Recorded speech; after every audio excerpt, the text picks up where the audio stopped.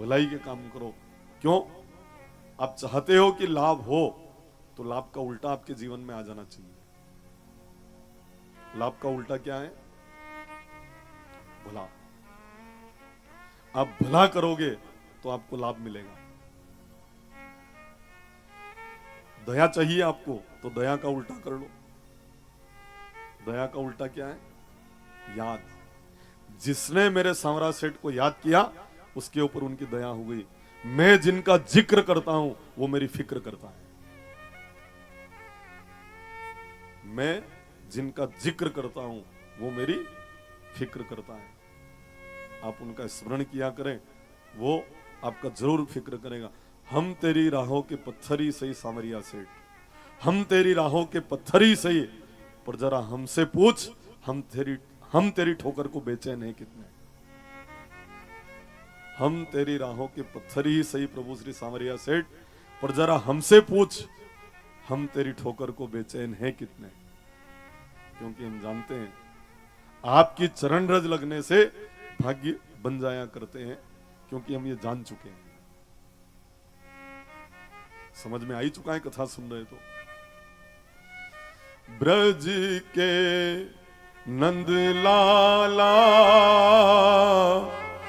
राधा जी के सांवरिया,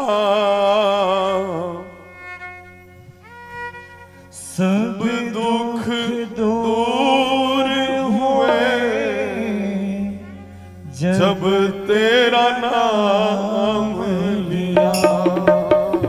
ब्रज के नंद लाला राधा जी के सांवरिया, सब दुख दूर हुए जब तेरा नाम लिया। सब दुख दूर हुए जब तेरा नाम लिया।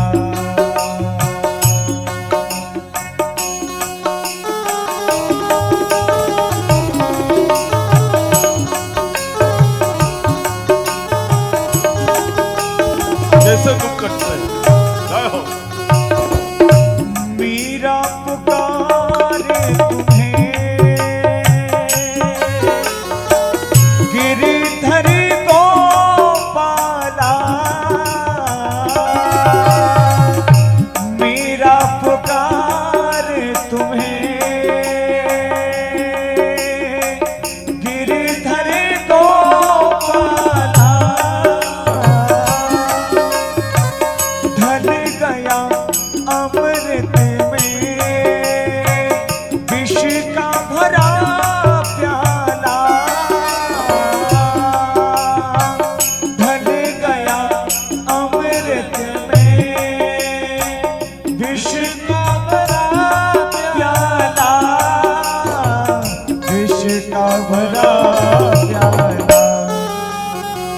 कौन मिटाए उसे जिसे तूने थाम लिया। सब दुख दूर हुए जब तेरा नाम लिया। सब दुख दूर हुए जब तेरा नाम लिया। हो ब्रज के नंद लाला श्री राधा जी के सांवरिया, सब दुख दूर हुए जब तेरा नाम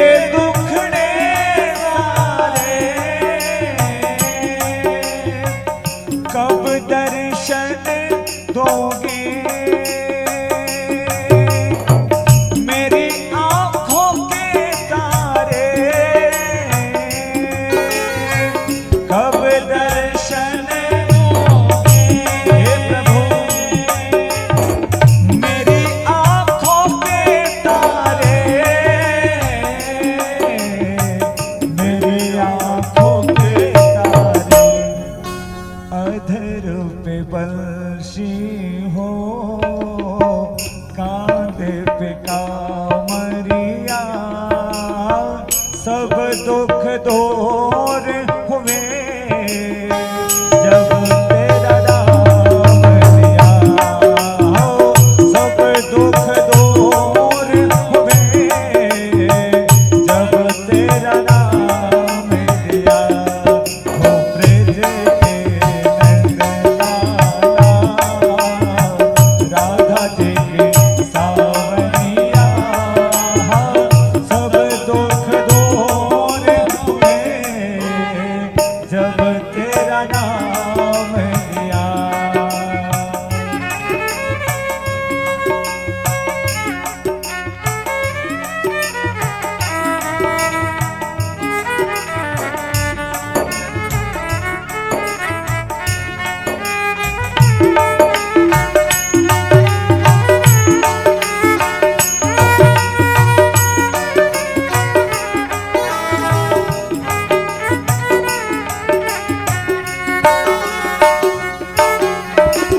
जब तेरे गोकुल पर आई विपदा भारी, जब तेरे गोकुल पर आई विपदा भारी, एक इशारे में सारी विपदा टाली, एक इशारे से सारी विपदा टाली, सारी विपदा टाली। उठा लिया गोवर्धन, उंगली पर थाम लिया, सब दुख दूर हुए जब तेरा नाम लिया। सब दुख दूर हुए जब तेरा नाम लिया।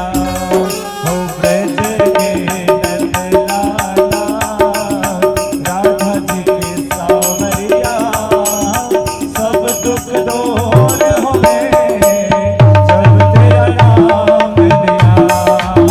सब दुख दूर हुए जब तेरा नाम लिया।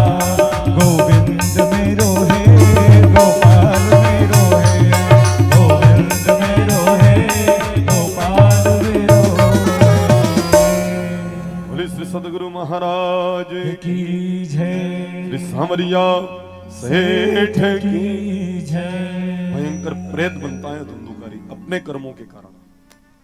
7 पेरे वाला बांस गाड़कर उसमें बिठाकर उसको कथा सुनाते हैं और 7 दिन में उस बांस की 7 ही गांठें फट जाती है। भागवत जी में इसलिए ये कहा गया कि भागवत जी के शब्दों से निर्जीव बांस तक की गांठें फट गई और आपके चेतन मन की गांठें नहीं फटे तो आप वाड़ाती भी गए वित्या लोग। क्यों ली भागवत जी में ये बात? धुंधुकारी दिव्यमान में बैठकर मुक्ति को प्राप्त होता है। फिर 30 वर्ष बाद फिर कथा का आयोजन होता है। तन और मन एक रूप रखकर लोग कथा सुनते हैं और सब मुक्ति को प्राप्त हो जाते हैं।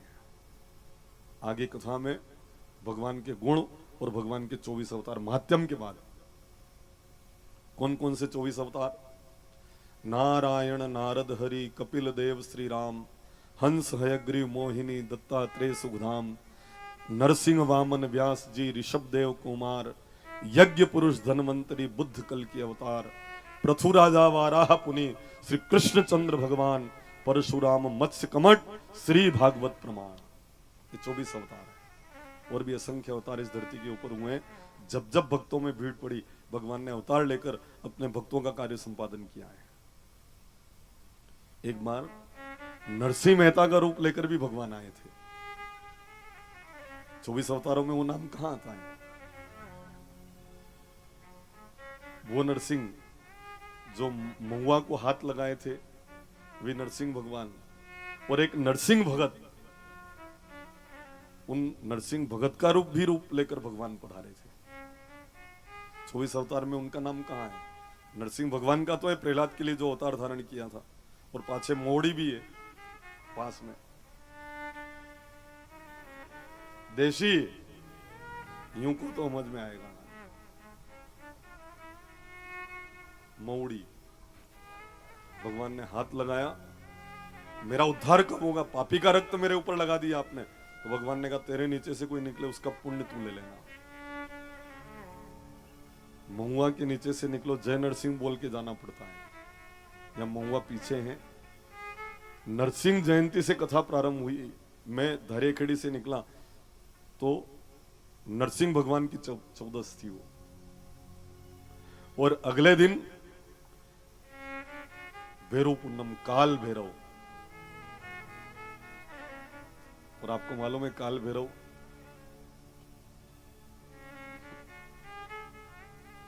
वैज्ञानिक जांच कर चुके हैं कि वो कहां जाता है। देखो भैरव भगवान को क्या चढ़ता है? आप कह दोगे कि वो नहीं, मद चढ़ता है उनको। क्या? जो अहंकार है, वो अभिमान, वो मद उनको चढ़ाना चाहिए, पर ये मध्य चढ़ाना शुरू कर दो।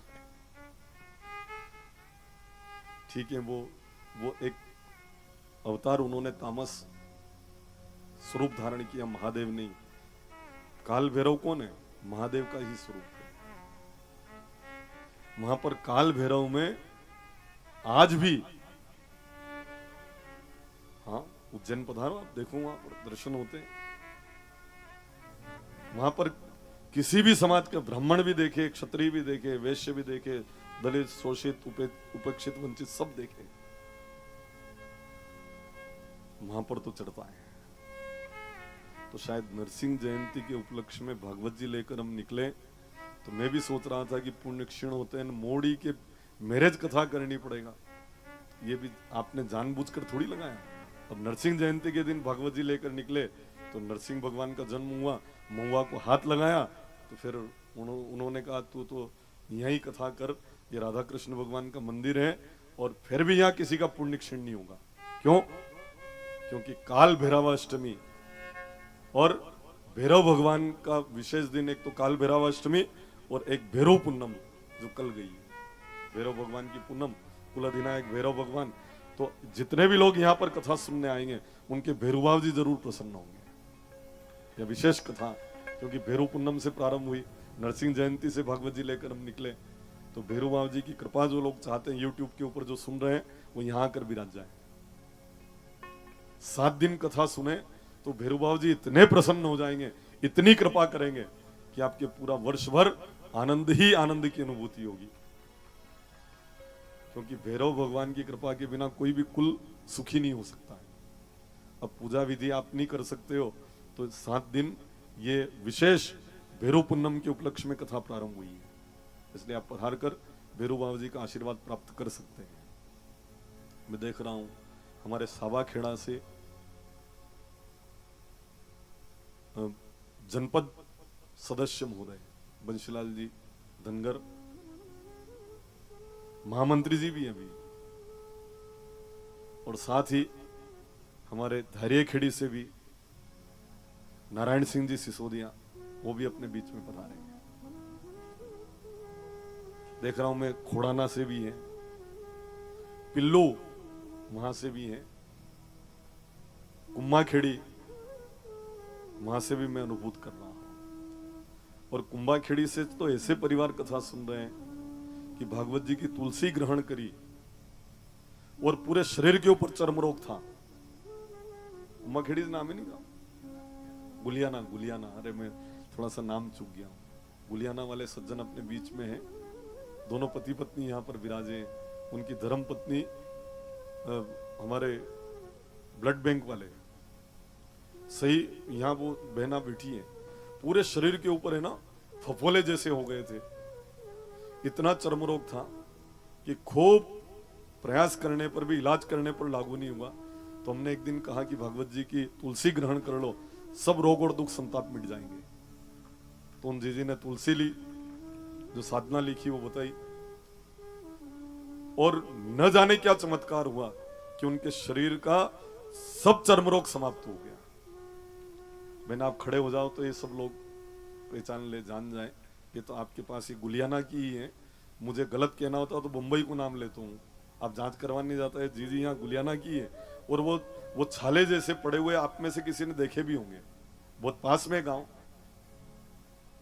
तो वो सज्जन भी अपने बीच में यहाँ पर विराजमान है। पूरे शरीर के ऊपर ऐसे ऐसे धब्बे हो गए थे इनके, और खाली भागवत जी की तुलसी ग्रहण करी आपने। और तुलसी माता का चमत्कार ऐसा हुआ, उस चमत्कार से न जाने कैसे कृपा हुई भगवान की, और वो जो चर्मरोग था वो बिल्कुल समाप्त ही हो गया। अब वो चर्मरोग इनको है ही नहीं। तो ये बड़ा चमत्कार है, ये इत्तेफाक नहीं है, ये भगवान का आशीर्वाद है। क्योंकि हम तो कई बार रोज चरणामृत लेते हैं तो यही तो बोलते हैं, अकाल मृत्यु हरणम सर्व व्याधि विनाशनम विष्णु पादोदक पित्वम पुनर्जन्म न विद्यते। सर्व व्याधि विनाशनम, तुलसी माता है तो सब व्याधि नाश हो जाती है। हम रोज बोलते हैं ऐसा, तो हमने जांच कर ली, एक बार ट्राई कर लिया तो सर्व व्याधि विनाशन होते हुए हमने देख लिया। वास्तव में हमारे जो धर्माचार्य हैं उन्होंने जो लिखा है वो गलत नहीं है, फर्क पड़ता है, पर अपनी कितनी श्रद्धा है उतना फर्क पड़ता है। यहां पर नरसिंह अवतार जो चौथा अवतार है, 24 अवतारों में एक बार भक्तराज नरसिंह मेहता के लिए भी भगवान स्वयं भक्तराज नरसिंह मेहता बने थे। मुझे घटना याद आ रही है, श्राद्ध के दिन थे और श्राद्ध के दिनों में आपके पिताजी का श्राद्ध करो, गांव के लोग कहते हैं नरसिंह मेहता से। नरसिंह मेहता जी कहते हैं, देखो मैं तो ताल तंबूरे बजाता हूं, भगवान का भजन करता हूं, मेरे पास द्रव्य नहीं है, धन नहीं है, मैं कैसे श्राद्ध करूं? अरे आपके तो सांवरा सेठ सब करेगा के? लोगों ने ये कहा। तो नरसिंह मेहता ने कहा, अगर सांवरा सेठ का नाम ले लिया है तो अपनी नागर जाति के 700 घर जो है ना अपने गांव में, जूनागढ़ में, सब लोगों को मेरी तरफ से आप निमंत्रण दे के आ जाओ। सांवरा सेठ का नाम ले लिया है तो व्यवस्था भगवान करेगा। 700 ही घर के लोगों को कल निमंत्रण है भोजन के लिए आना, और एक मुट्ठी भर आटा घर में नहीं है, 700 घर के लोगों को निमंत्रण। वो 10 बजे पूजा पाठ से निवृत्त हुए और कहते हैं कि आटा और नमक ये सस्ता मिलता है, दाल भी सस्ती मिलती है, ये भगवान लेके आएंगे, और थोड़ा देशी घी महंगा मिलता है तो घी में लेके आऊंगा। वो पात्र बड़े भोले हैं, सरल हैं, इसलिए वो एक पात्र लेके गए जिसमें 2 किलो घी आ जाए, ऐसा डब्बा लेके गए हैं। 700 घर के लोगों को भोजन करवाना है। ने ब्राह्मण को है ना हंसती हुई बाटियां अच्छी नहीं लगती, रोती तक की बाटियां अच्छी लगे। रोती तक में समझी ना आप, जना के घी टपक तो रहे, मतलब आंसू टपक तो रहे, वही बाटियां हु लागे माने। और 700 घर के लोगों को ऐसी बाटी जिमना है, और घी कितना लेने गए? 2 किलो। एक दुकान पर जाकर कहा, अरे महाजन जी मुझे घी दे दो आप, क्योंकि पिताजी का श्राद्ध है, मैं जैसे जैसे पैसे आएंगे मैं आपको देता रहूंगा। उन्होंने कहा कि देखो हमने उधार बंद कर दिया है, उधार हम नहीं देते हैं,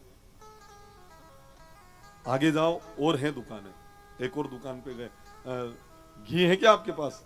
घी तो था पर अभी थोड़ी देर पहले आते दे देता, आपसे पहले एक व्यक्ति और लेके चले गए। फिर अगली दुकान पर गए, घी है आपके पास? कि हाँ घी तो है, और मेरी इच्छा भी है कि आपको दूं, पर 1-2 भजन सुना दो और जितना घी चाहिए ले जाओ। नरसिंह मेहता भजन गाने में लग जाते हैं। उधर 12 बज गए और 12 बजे धूप ध्यान करना है, मात्र 5 या 7 मिनट शेष रहे होंगे और द्वारिकाधीश एकदम द्वारिका में खड़े हो गए। रुक्मिणी मैया ने पूछा क्या हो गया आपको?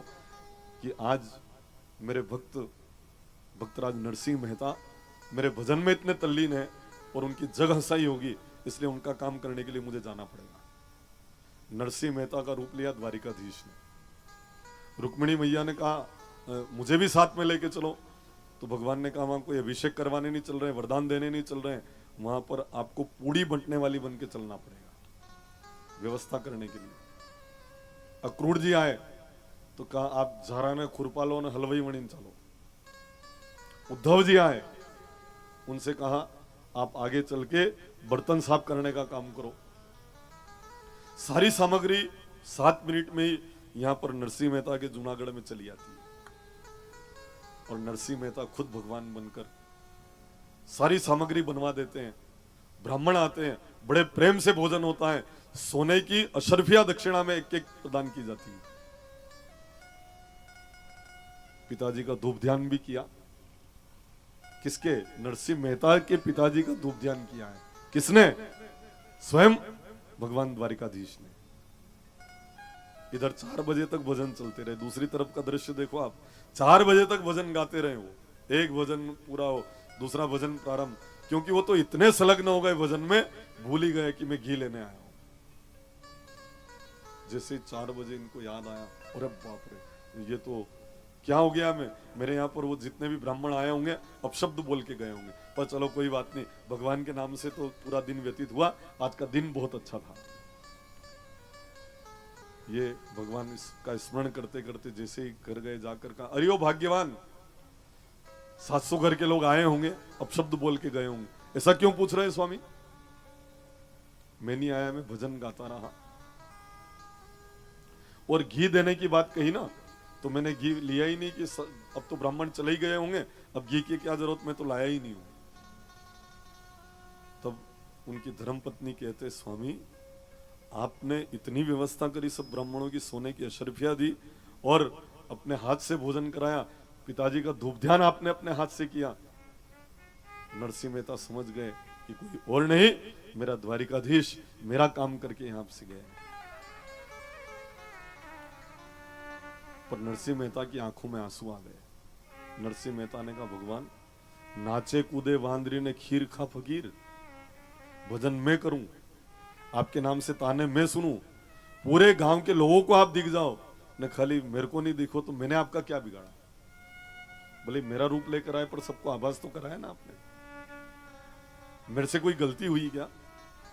नाथ, ऐसी क्या त्रुटि है कि भजन में करता हूं और दिख सबको जाता है, अपने हाथ से खिला देता है और मुझे नहीं दिखता? आखिर क्या कारण है? नाथ, कोई त्रुटि तो मेरे से जीवन में हुई है। हे नाथ, कृपा करो और मुझे दर्शन दो, क्योंकि मैं संकल्प लेता हूं, जब तक अपने हाथ से नहीं खिलाओगे तेरा भक्त भी अब भोजन नहीं करेगा। मैं संकल्प लेता हूं। ये भले प्रसाद आप बना के छोड़ के गए हो ना, जब तक अपने हाथ से आप नहीं खिलाओगे तब तक मैं अब भोजन नहीं करूंगा। आओ महारा नटवर नागरिया। भगवान सांवरिया सेठ को नरसिंह मेहता बुलाते हैं, भक्ता रे तू क्यों नहीं आयो रे?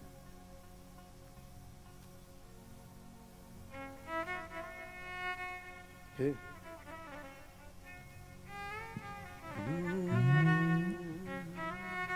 आओ महारा नटवरी नागरिया, पधारो महारा नटवरी नागरिया, पधारो महारा नटवरी नागरिया।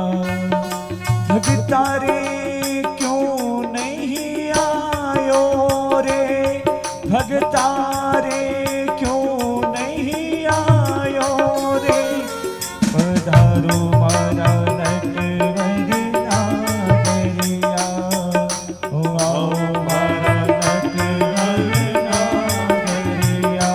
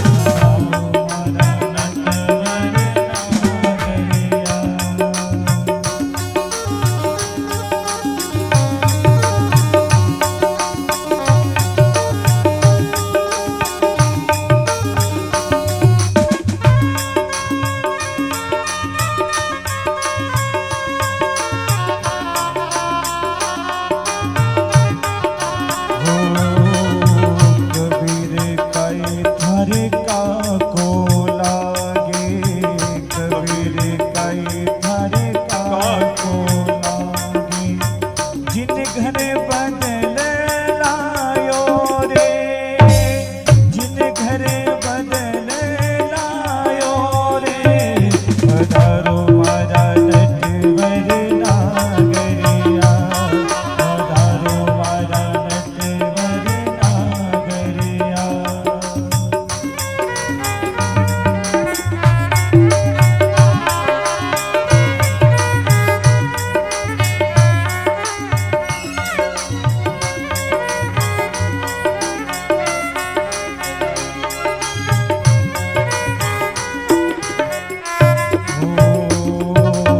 गरमा कई थारी काकी लागे गरमा कई थारी काकी लागे हो जिनरो खिचड़ो खायो रे जिनरो खिचड़ो खायो रे औवारा नटवर नागरिया पधारो मारा नटवर नागरिया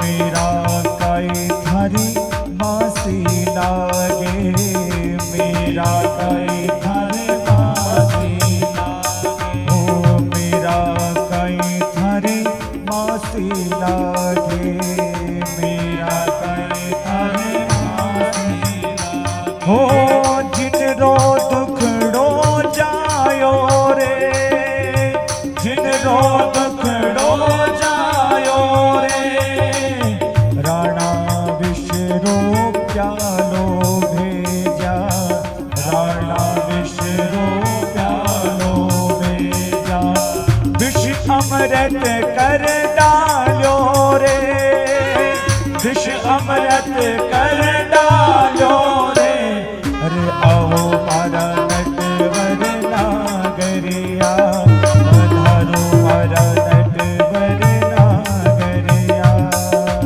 आओ मारा नटवर नागरिया बोले श्री सदगुरुदेव की की जय बोलो सांवरिया सेठ सेठ की जय भक्त और भगवान की जय जय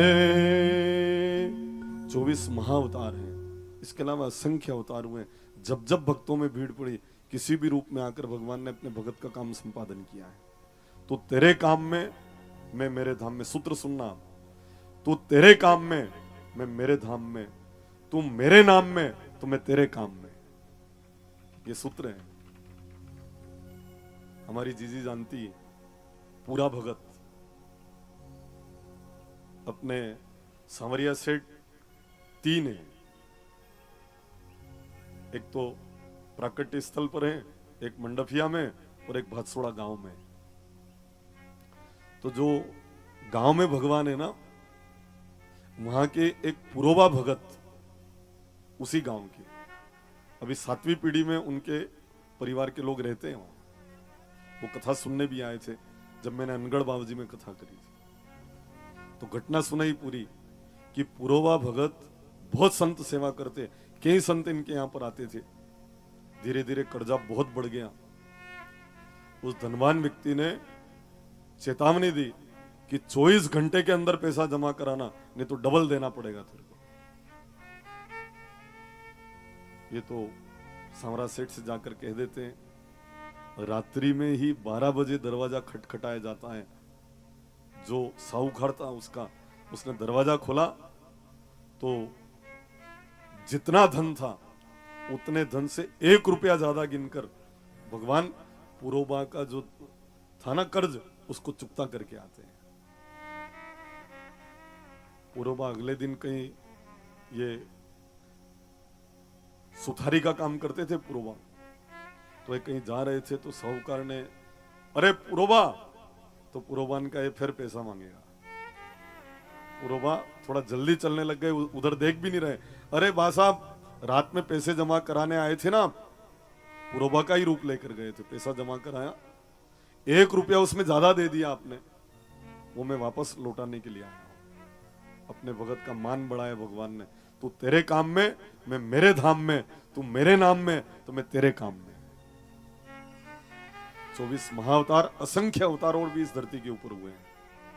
यहाँ पर और आगे वर्णन करते हुए सूत जी महाराज कहते हैं कि महाभारत के युद्ध से इस कथा को प्रारंभ किया है। महाभारत के युद्ध से इस कथा को क्यों प्रारंभ किया? क्योंकि इसमें श्रोता परीक्षित जी का जन्म महाभारत के उस कथा में हुआ है। कथा की पहली शर्त श्रोता का मौजूद होना। धर्म मांग रहा है, अधर्म देने को तैयार नहीं। सुई की नोक इतनी जमीन नहीं दूंगा। फलस्वरूप महाभारत हुआ है। पहले एक दुर्योधन था, दुर्योधनों की कमी नहीं है, एक फूटी कोड़ी नहीं दूंगा मैं जमीन में। कई दुर्योधन है साहब। मैं आह्वान करूंगा, अगर आप ऐसा मन में विचार रखते हैं तो आप ठीक नहीं कर रहे हैं। अभी जो केस चल रहे हैं ना भाइयों भाइयों के, कचहरी में बहुत ज्यादा केस चल रहे हैं। कण कण का केस चल रहा है कि भाई भाई का। अपने इधर हालांकि आख्या में तो भाई भाई नहीं लड़ते हैं, दूसरा काम की बात कर रहा हूं। यहाँ तो बहुत प्रेम से रहते हैं, एक दूसरे का सहयोग करते हैं, खूब एक दूसरे भाई के लिए कटने को तैयार हो जाए। नहीं, मैं मेरे भाई को प्रदान कर रहा हूं, ऐसे लोग रहते हैं आख्या में। कहां के यहाँ हनुमान जी की नगरी है, ये श्री बालाजी महाराज की नगरी है, इसलिए यहाँ पर भाई भाई आपस में नहीं लड़ते हैं। हमारा हमें कान देखी रहे आप, लड़ते हैं यूं, सामने नहीं देख रहे हैं, नजर नहीं मिला रहे हैं। कहा कि यहां भी लड़ लेते हैं। दुर्योधन सुई की नोक इतनी जमीन नहीं दूं। धर्म मांग रहा है, अधर्म देने को तैयार नहीं। धर्म जो था, धर्ममय जीवन था। खांडव प्रस्थ इंद्रप्रस्थ बना और हस्तिनापुर भी धर्म के पास ही रहा है। आपका जीवन धर्म में होना चाहिए।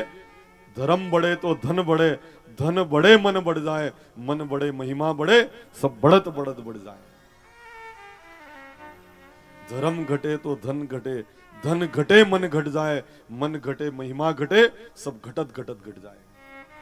धर्म बढ़े तो सब बढ़े, धर्म घटे तो सब घटे। इसलिए आपके जीवन में धर्म बढ़ना चाहिए।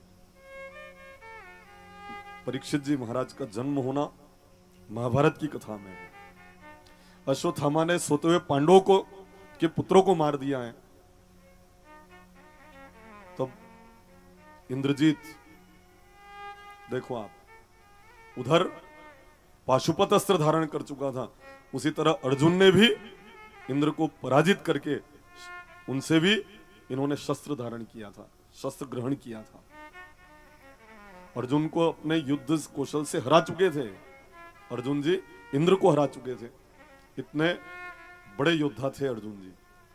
प्रतिज्ञा कर लेते हैं कि जब तक अश्वत्थामा का शीश धड़ से अलग न करूं, पुत्रों की अंत्येष्टि क्रिया भी नहीं होने दूं। भगवान ने कहा, अर्जुन जी जानते हो अश्वत्थामा चिरंजीवी है। अर्जुन ने कहा, कौन मरेगा कौन चिरंजीवी है ये लिस्ट में नहीं बना था। तो फिर आपने प्रतिज्ञा कैसे कर ली? तो अर्जुन ने कहा, आपके भरोसे। मेरे भरोसे प्रतिज्ञा करो तो मेरे से पूछ तो लिया करो, मेरे दायरे में ये काम है कि नहीं है। तो अर्जुन जी ने कहा, आपकी एक मजबूरी, उसका फायदा हम उठाते हैं। भगवान ने कहा, मेरी कौन सी मजबूरी? तो अर्जुन जी ने कहा, प्रबल प्रेम के पाले पड़कर प्रभु को नियम बदलते देखा, अपना मान टले टल जाए पर भक्त का मान न टलते देखा। या मजबूरी आपकी, भगत का मान नहीं जाने देते हो ना, तो आपके भरोसे प्रतिज्ञा कर ली। अपमानित करके दुर्योधन के इस मित्र अश्वत्थामा को बलि के पशु की तरह बांधकर, अपमानित करके उसका शीश मुंडवाकर, मणि माथे से बाहर निकालकर उसको जैसे ही छोड़ दिया जाता है, बदला लेने के भाव से कुछ दूर जाकर अश्वत्थामा एक दिव्यास्त्र संधान करता है और उत्तरा के गर्भ की तरफ उस दिव्यास्त्र की दिशा प्रदान करता है। वह दिव्यास्त्र आते हुए देखकर उत्तरा भागी भागी कृष्ण चरण शरण होकर कहती है, कृष्ण कृष्ण महाबाहो कृष्ण त्वं जगत पते हे जगत के पति जगन्नाथ, बाण मेरी तरफ चला आ रहा है, ये मुझे मिटा दे, पर मेरे शिशु की आप रक्षा जरूर कर देना। भगवान अंगुष्ठ स्वरूप धारण करते हैं, परीक्षित जी की रक्षा उत्तरा जी के गर्भ में करते हैं, इसलिए उनका नाम परीक्षित जी महाराज हो जाता है। खाली परीक्षित जी की रक्षा करी ऐसा नहीं, हम सबकी रक्षा भगवान श्री कृष्ण ने करी है, इसीलिए भगवान की रक्षा में हम सब सुरक्षित हैं। अच्छा विचार करो, हम खाते हैं, पचाता कौन है? और विशेष करके किसान जब ये खेत में जाकर अपना पांव रखते हैं तो हर पांव आप देखकर ही रखते होंगे, कोई जीव हो, और कभी कभी तो ये कहीं पर भी सो जाते हैं अपने खेत में ही। कितने भी जहरीले जीव ऊपर होकर गुजर जाते होंगे, उनके मुंह के ऊपर ताला कौन लगाता है? आपकी रक्षा कौन करता है?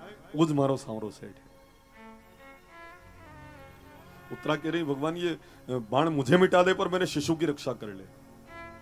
माताओं बहनों का जो त्याग है वो वंदन के योग्य। कितना बड़ा त्याग है मेरी जीजियों का। अंगना तो पर्वत भयो ने डेरी भई विदेश, ये लो बाबुल अपना घर, मैं तो चली विदेश। इनकी बचपन वाली डेरी इनके लिए परदेश बन जाती है, और खुद का आंगन पर्वत के ऊपर चढ़ने के समान कठिन हो जाता है। कितना बड़ा त्याग है इनका। जिस घर में पलकर बड़ी हुई, जिस आंगन में बड़ी हुई, जिस भाई के साथ बचपन बीता, उस भाई को छोड़ना, और जिस मां के आंचल की छाया में रही, उस मां के आंचल को छोड़कर इस घर से विदा होना, ये क्या साधारण त्याग मानते हो क्या आप? बहुत बड़ा त्याग है। और देखो आप, अनुशासन कितना।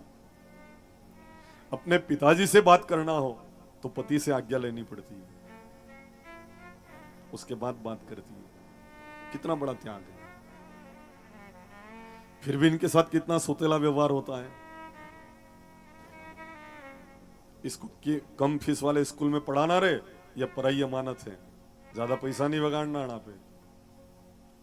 कम फीस वाले स्कूल में उसको भर्ती कराया। इसने ऐसा सुना कि पढ़ाई अमानत है, तो मन थोड़ा दुखी हुआ।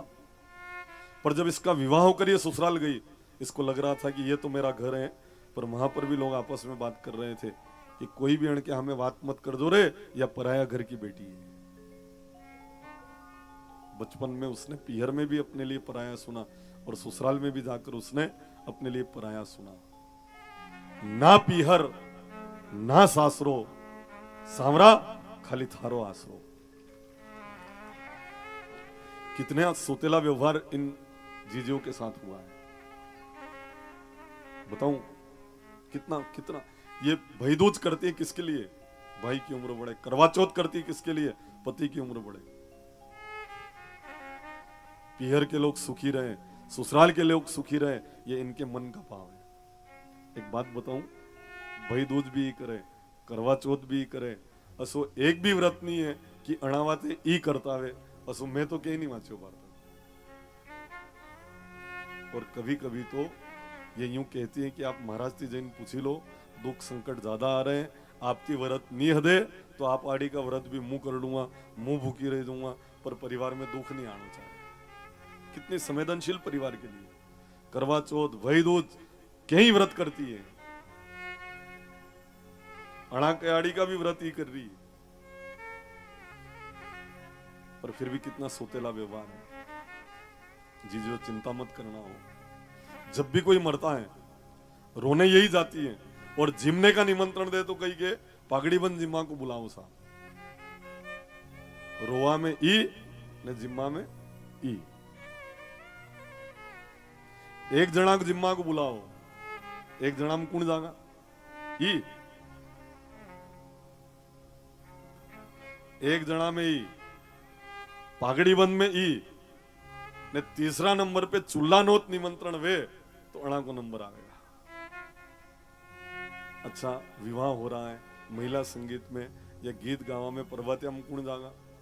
ईद जाएगा, गलो अणा को पड़ेगा ने फिर जिम्मा को निमंत्रण तो पागड़ी बंद ई। वहां प्रीति भोज में भी ईद है, एक जना में तो मण में भी ईद है। खाली थोड़े से पतासे न परमल ले दे, उसमें भी बड़ी खुश हो, उतरा बड़ा बड़ा पतासा दीदा बना बहुत कम में प्रसन्न हो जाती है। कितना सरल और तरल स्वभाव है। जीजियो, पियर ने भी पराया कहा, ससुराल ने भी पराया कहा, फिर भी आप चिंता मत करना, क्योंकि आपके ऊपर भगवान की विशेष कृपा हुई है और आपके ऊपर जो पिताजी का प्रेम है वो शब्दों से व्यक्त नहीं किया जा सकता है। इतना प्रेम पिता अपनी पुत्री के ऊपर रखता है। कितना प्रेम है पिताजी का। जिस खिलौने के ऊपर हाथ रख देती है बेटियां, भले पिताजी का खरीदने का सामर्थ्य न हो, खरीद कर बेटी को प्रदान करते हैं। खुद फटे बनियान में रह जाए, परंतु बेटी ने कहा है ना, वो खरीद कर जरूर प्रदान करेंगे। कितना प्रेम पिता रखते हैं। चलो चलकर पूछ लो इन पिताओं से। संसार में किसी भी घटना में आंख में आंसू नहीं आए, पर जिस दिन लाडली को विदा किया, पत्थर दिल पिता जीवन में कभी नहीं रोया, पर जिस दिन अपनी बेटी को विदा किया, फूट फूट के पिता रो पड़ा। क्या कहेंगे पड़ोसी, क्या कहेंगे रिश्तेदार, आज कुछ भी याद नहीं है। क्यों? क्योंकि आज हृदय का टुकड़ा विदा हो रहा है। बेटियां कोई और नहीं, पिताजी के हृदय का टुकड़ा हुआ करती है। कितना प्रेम पिताजी करते हैं, शब्द ही नहीं है कि उसको व्यक्त किया जा सके।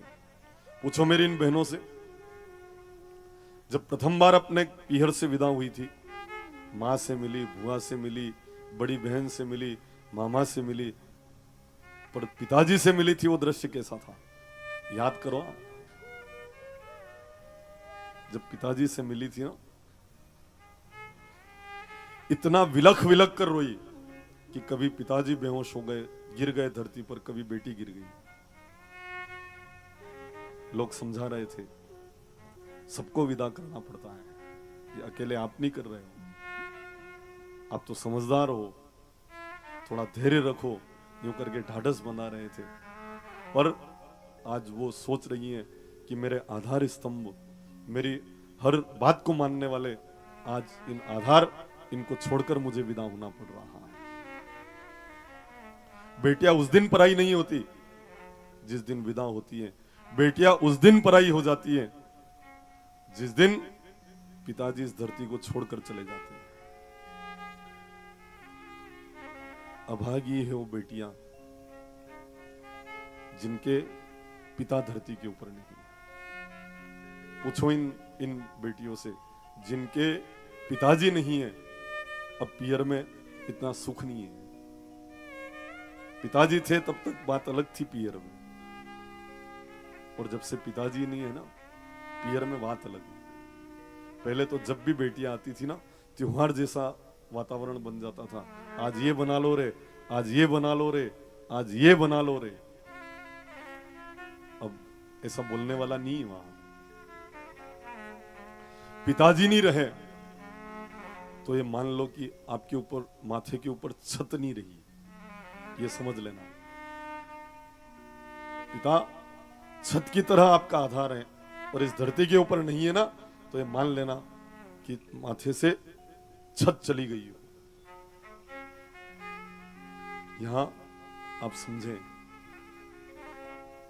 बेटियां उस दिन पराई मान ली जाती हैं जिस दिन पिता नहीं होते, मां नहीं होती। आप तो पूछो इन जीजियों से जिनके माता पिता पीहर में है, बड़ी भाग्यशाली नहीं है। और जिनके माता पिता पीहर में नहीं है, उन बहनों से पूछो अब पीहर में क्या है, वो बताएगी आपको कि अब तो है ना, जाने का मन नहीं करता है। वहां है ना, बहुत सूना लगता है, पर जब तक माता पिता थे वहां तक पीहर की बात ही कुछ निराली थी। बहनों, मैं तो इस व्यासपीठ से आशीर्वाद दे रहा हूं, सदैव आपके माथे के ऊपर पिताजी का हाथ रहे, और जब भी पीहर जाओ तो भाई आपने चुनर उड़ावे, और ये क्रम कभी भी समाप्त ना हो। पिताजी कितना भारी मन से विदा करते हैं। जब विदा करते हैं ना प्रथम दिन, तो कितना भारी मन हो जाता है इनका। विदा करते समय क्या बोलते हैं वो? बस इतना ही संग था हमारा तुम्हारा, हमारा तुम्हारा। बस इतना ही संग था हमारा तुम्हारा, हमारा तुम्हारा।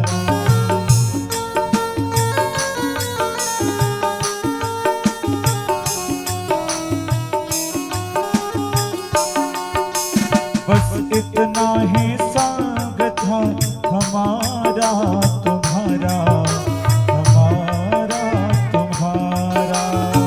इतना ही संग था हमारा तुम्हारा, हमारा तुम्हारा। जाओ बेटी खुश रहना, ले लो आशीष हमारा। जाओ बेटा खुश रहना, ले लो आशीष हमारा। बस इतना ही संग था हमारा तुम्हारा, हमारा तुम्हारा।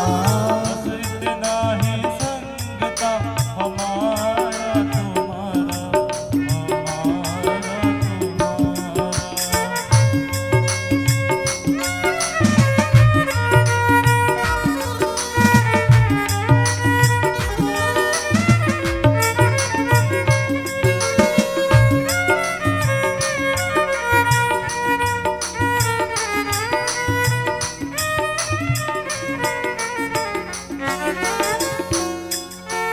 कोई बदल ना पाया ये दस्तूर पुराना, कोई बदल ना पाया ये दस्तूर पुराना।